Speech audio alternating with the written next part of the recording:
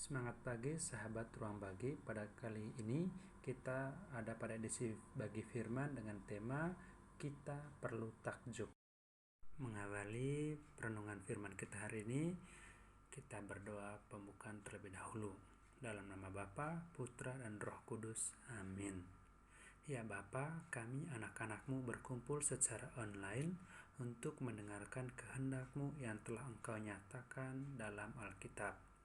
Hari ini kami ingin belajar meneladani Ayub yang dalam kesulitan sekalipun tetap memuliakan nama-Mu. Karena itu kami memohon kepadamu agar kami dapat memahami kehendak-Mu yang tertulis dalam kitab Ayub dengan perantaran Kristus, Putra-Mu Tuhan kami. Amin. Teman-teman silahkan membuka Alkitab Ayub pasal 37 ayat 14. Berilah telinga kepada semuanya itu, hai Ayub, diamlah dan perhatikanlah keajaiban-keajaiban Allah. Kalau kita membaca Alkitab, khusus kitab Ayub dari awal sampai akhir, maka kita menemukan kisah Ayub, yakni Ayub adalah seorang yang saleh dan jujur.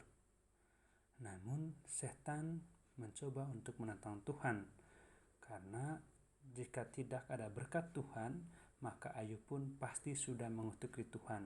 Itu adalah pendapat setan di hadapan Tuhan.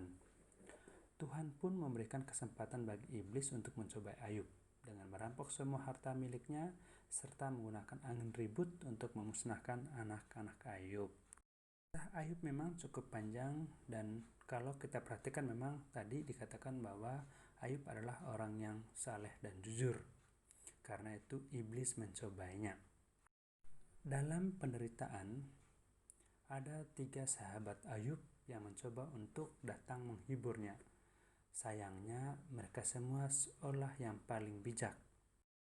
Ada Bildad, ia menduga bahwa Ayub adalah orang fasik, karena itu yang mengatakan bahwa orang fasik pasti binasa.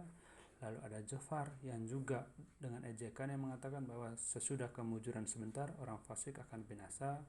Lalu juga ada Elifas, ia mencoba memberi anjuran terhadap Ayub supaya bertobat dari dosa besarnya.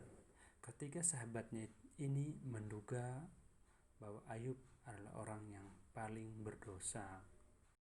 Adapun Elihu yang usianya lebih muda dari ketiga sahabat Ayub, dia awal-awalnya berdiam diri karena berpikir bahwa cukuplah orang yang lebih tua atau yang berumur untuk menyampaikan pendapatnya, karena menurut Elihu bahwa mereka adalah orang yang paling bijak.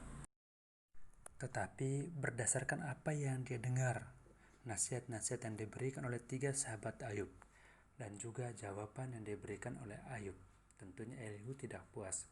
Lalu ia tidak tahan diri dan menyampaikan pendapatnya. Di dalam pendapat yang disampaikan oleh Elihu, ia dengan memuliakan Allah meneguhkan Ayub bahwa Tuhan tidak mencobainya, bahwa kebesaran Tuhan tidak dapat disaingi manusia. Setelah secara singkat kita memahami kisah tentang Ayub, betapa takjublah kita bahwa Ayub tidak menyalahkan Tuhan dalam kesulitannya. Namun ia hanya kembali kepada hari kelahirannya. Kalau boleh dikatakan bahwa Ayub hanyalah menyesal telah dilahirkan serta memilih tidak perlu lahir jika ia hanya lahir untuk hidup menderita. Dalam kisah Ayub selanjutnya, Tuhan menjawab keluh kesah Ayub serta menegur ketiga sahabatnya. Namun Tuhan yang Maha Murah tetap ingin mengampuni mereka, asalkan ketiga sahabat itu melakukan korban bakaran dengan meminta doa dari Ayub. Kita kagum terhadap Ayub karena ia tidak menyalahkan Tuhan atas penderitaannya. Lalu bagaimana dengan kita? Kita juga mestinya sama.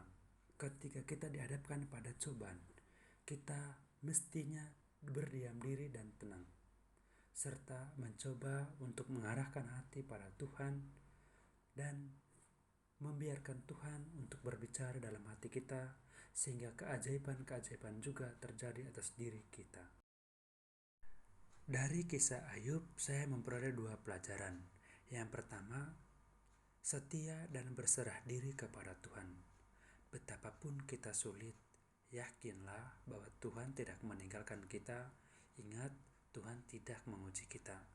Hanya si setan atau si iblislah yang menguji kita. Tuhan selalu memberkati kita. Yang kedua, tetaplah rendah hati dan tidak terjebak dalam jerat maut.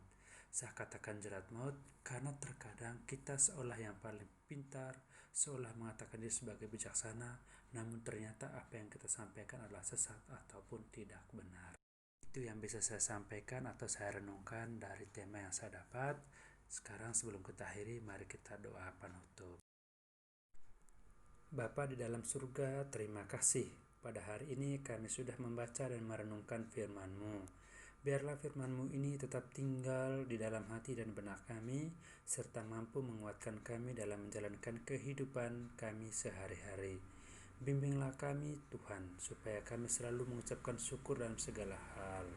Demi Yesus Kristus, Tuhan dan pengantara kami. Amin. Baik Bapak Ibu, terima kasih. Dan jangan lupa untuk dukung channel ini dengan subscribe dan like-nya ya. Bye-bye.